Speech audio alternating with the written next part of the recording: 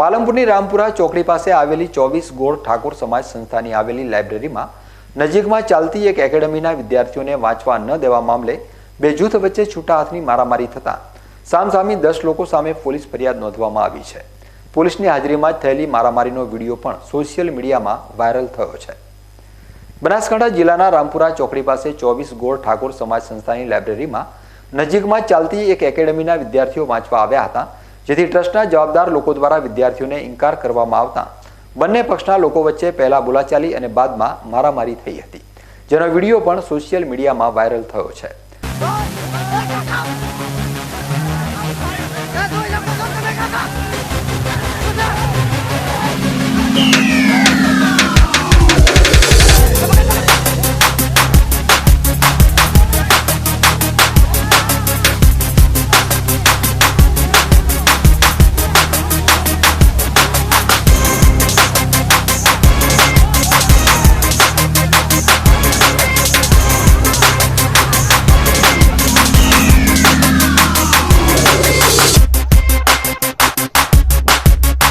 મળતી માહિતી મુજબ છેલ્લા 10 દિવસથી વિવાદ ચાલતો હતો અને ગઈકાલે બે પક્ષો સામસામે આવતા ખુલ્લા હાથની મારામારી અને ધીંગાણું સર્જાયું હતું।